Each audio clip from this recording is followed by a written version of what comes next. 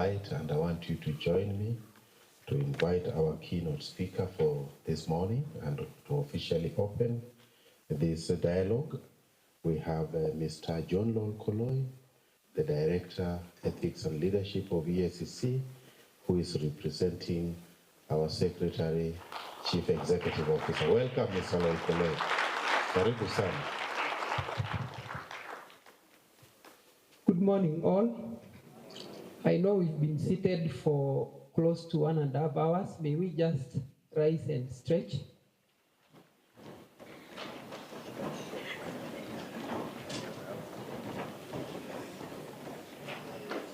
You can stretch as long as you don't hit your neighbor. So you can have a seat. So as you have heard, my name is John Lol Koloi, Director, Ethics and Leadership at EACC, here to represent the CEO.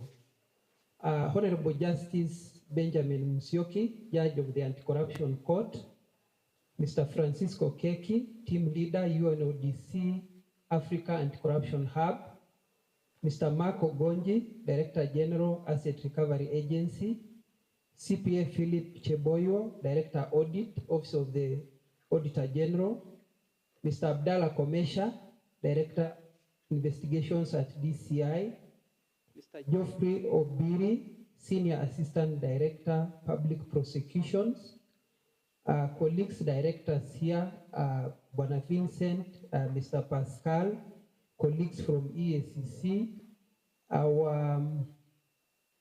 our head of the Integrity Academy, Dr. Josephine Monyi, representatives of the different institutions and organizations, distinguished participants, ladies and gentlemen, good morning.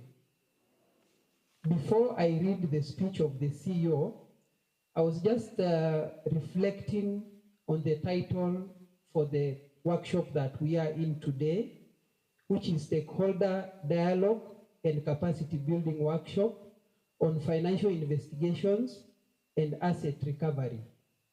As I reflected on this, I was able to frame about 4 questions. And the first one is, who is a stakeholder?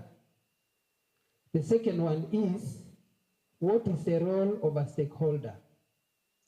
And the third one is, why do we need dialogue? And number 4, why capacity building on financial investigations and asset recovery? I will not ask you to answer those questions, but I will try briefly to attempt them. A stakeholder is defined or can be defined as one who is affected or can affect the actions of another. In the context of an organization, when you talk about a stakeholder, you are talking about the people who, sorry.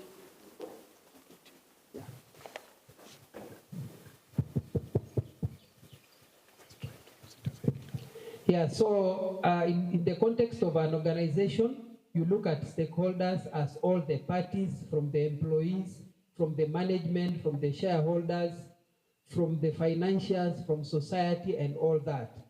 And when you look at what we are doing, you can take actually a country, you can take a continent, and the whole world as actually an entity with several stakeholders. And therefore, in the context of what we are doing today, we are saying that all the representatives that introduce themselves today are stakeholders in the context that they can affect the actions of those who engage in financial crimes, illicit flows, because whatever they do will affect all of us, and therefore we have a role. And that is why you are a stakeholder in this kind of conference that we have called for, and for which we as EACC, on behalf of the CEO, we really commend you and thank you for coming. What is the role of a stakeholder?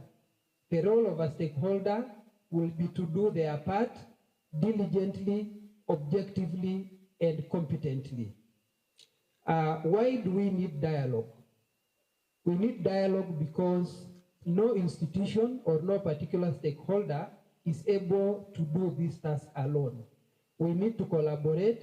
You've heard from the High Court judge, you've heard from the DPP, you've heard from ARA, you've heard from the development partners, and you will still continue to hear from all the parties. And therefore, for all the representatives that are here, our responsibility is that we undertake our roles as objectively, with integrity, competently, and a lot of dedication. Then the fourth one is why capacity building on financial investigation and asset recovery. There are two, I'll provide two explanations. Number one is that because we have members of society, members of a group who have decided that they will not take what is due to them, but they will extend it to take from what is due to all other people to enrich themselves without caring what will happen to others. Number two is the fact that we need financial capacity, because those who engage in these crimes are people who are of average capabilities.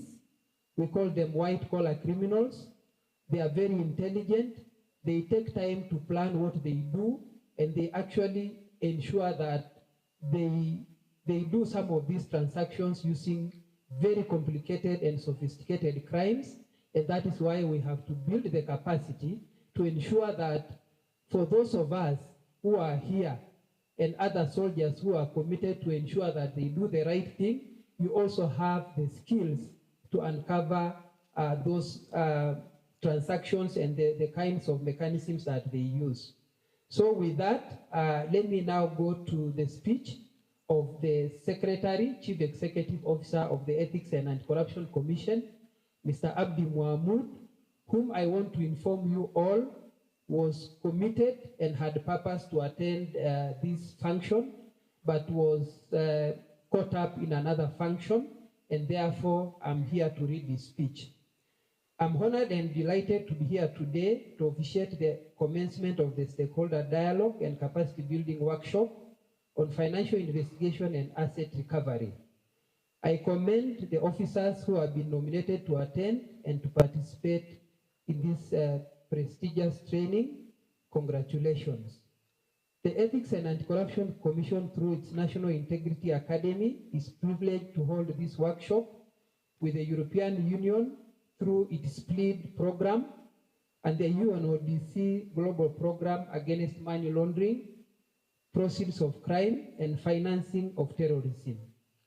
I want from the onset to commend and appreciate each one of them for dedicating resources to make this workshop a success.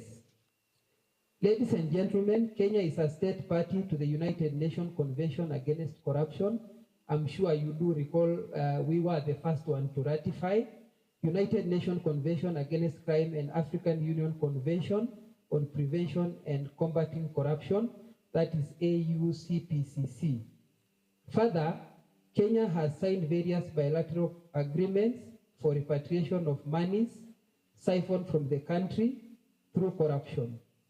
Regionally, the Commission is a member of the Asset Recovery Interagency Network, East Africa, abbreviated ARINEA.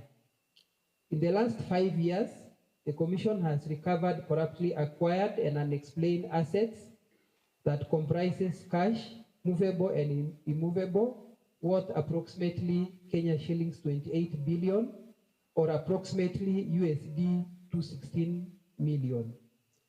Additionally, the Commission is pursuing forfeiture of corruptly acquired assets with an estimated value of Kenya shillings 50 billion, or approximately USD 382 million. For effective deterrence, the Commission has prioritized asset recovery as a critical strategy in the fight against corruption. This is intended to take away the benefit of corruption from the perpetrators. Therefore, it's my desire, as must be for each one of us, that this workshop will strengthen the existing collaborative networks between our respective law enforcement agencies for an enhanced and strategic fight against corruption that remains a significant global challenge. That we live in a global village whose crime patterns are so neatly and firmly intertwined is no longer a concept new to any one of us. It's for this reason, among others, that the Financial Action Task Force, FATF, in one of its reports recommends, and I quote, enhancement of law enforcement cooperation between law enforcement agencies domestically and internationally in the fight against corruption and economic crime, including but not limited to the conduct of joint investigation and application of special investigation techniques, end of quote. I hasten to emphasize the need for joint training as well. Among the benefits that may be realized through interagency collaboration include harmonization of strategies, exploitation of core strength, sharing of information and intelligence, among others. The EACC is committed to strategic collaboration and partnership with relevant agencies in the justice sector, as well as with the development partners. In hindsight, I'm aware the Commission in the recent past has received varying support from the European Union and UNODC in the area of capacity building and implementation of UNCAC. Further, the European Union support was instrumental in the development of the Commission Integrated Case Management System, system examination of the National Police Service, Kenya Prison Service, probation and aftercare services, among others. Thank you for the continued support and collaboration.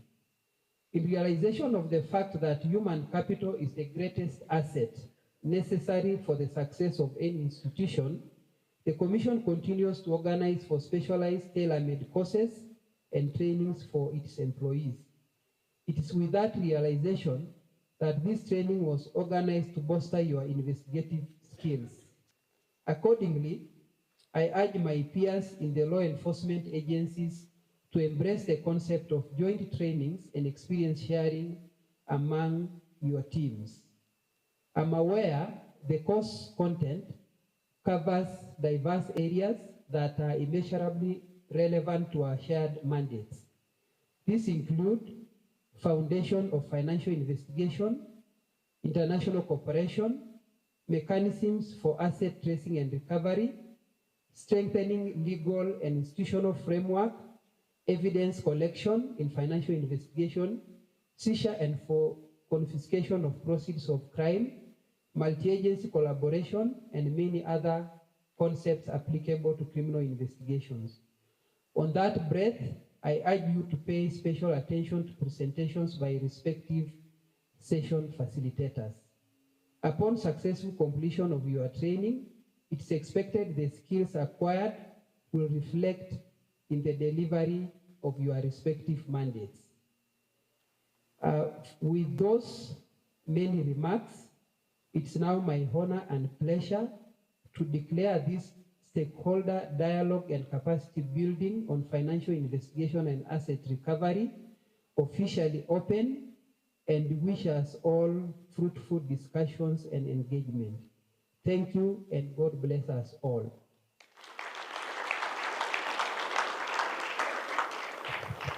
Thank you, Director John Olkoloi. On behalf of the CEO, you have framed some good questions there that we must ponder on, and delivered a strong message on behalf of the Secretary CEO of EACC.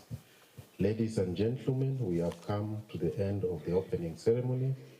Allow me to thank each and every one of you, and especially our key speakers here, for a well-delivered message.